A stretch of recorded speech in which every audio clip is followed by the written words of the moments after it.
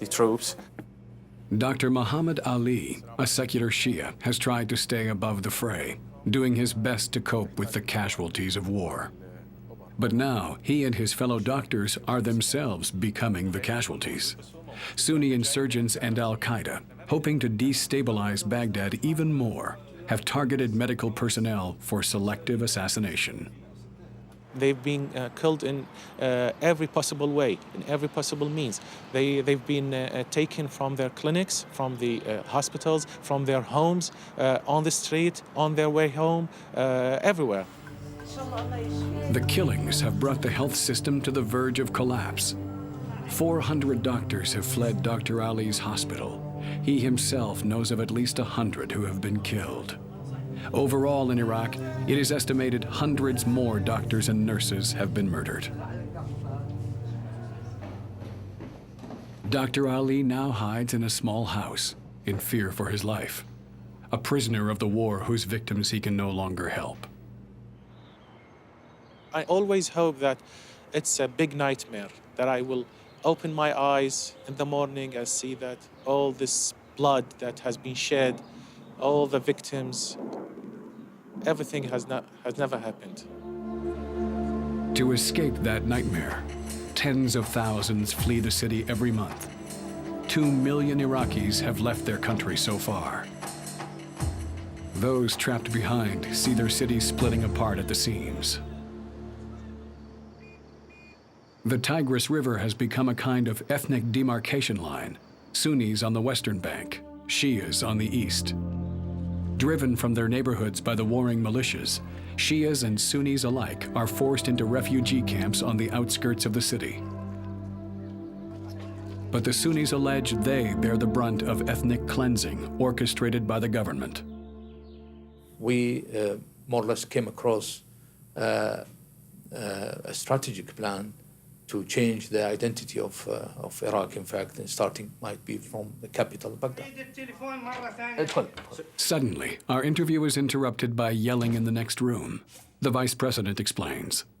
My office manager, his son being kidnapped 3-4 days ago, and he's now negotiating with the criminals, with the kidnappers, about his son. It says a lot about how deep into chaos Baghdad has plummeted when even the vice president cannot escape from the terror. His office manager tells the kidnappers he can't pay the $1 million in ransom they are demanding. Don't hang up, he begs. Keep him safe.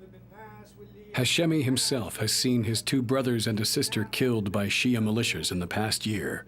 But he is about to discover, this time, the terror comes from his fellow Sunnis. Who are they? Who are they saying they are? The extremist Sunnis they are. Extremist? Sunni. Sunni? Yes, not Shia. This is quite interesting. The problem of Iraq is, in fact, the extremists both, Shia and Sunni. Baghdad is fracturing into many civil wars. Sunnis and Shias fighting each other, and amongst themselves. All of them fighting the Americans.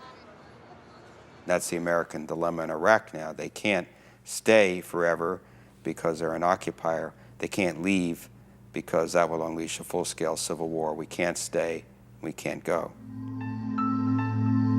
Gone now is any talk of bringing a flourishing democracy to Iraq. All that is left is the slim hope that by the summer of 2007, the surge of troops can bring enough calm to give Iraq's warring factions a chance at reconciliation. Their road home at an acceptable price is to stabilize the situation in Baghdad and then get out. They're not going to allow notions of Iraqi sovereignty or meddlesome clerics or prime ministers who are playing duplicitous games with them to stand in the way of doing that. Washington is pressuring Prime Minister Maliki to ease out some cabinet ministers loyal to Muqtada al-Sadr. U.S. troops have also moved into Sadr City, the cleric stronghold. And for the time being, al-Sadr doesn't seem to be trying to stop them. The leader of the Mahdi army has ordered his militia to lay low. But the fear is that he is just waiting the Americans out in order to strike back later. If they really wanted our troops to go away quickly, they just wouldn't fight us at all. It would appear that we had quelled the insurgency, We leave, and then they come back and can do exactly. They can pick up exactly where they left off.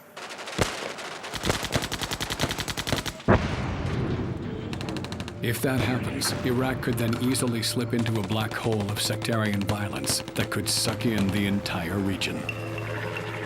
Maybe the Iranians become more active with their Shiite partners in Iraq, and then as the Sunni minority becomes more and more threatened, then you have countries like Saudi Arabia coming to the aid of the Sunnis. So it becomes this kind of battleground for all the regional players, and a real bloodbath.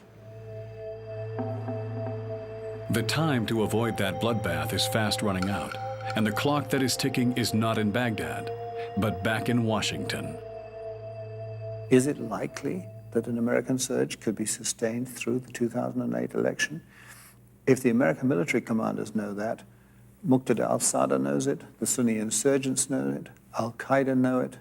You only have to read the al-Qaeda websites to see this. They laugh. They're already laughing as the surge builds up because they say, this has no support in the United States. And yet, on the banks of the Tigris, a tribute to what some see as unabashed American hope, and others see only as unbridled hubris, construction is underway for a massive new $500 million American embassy, the largest in the world.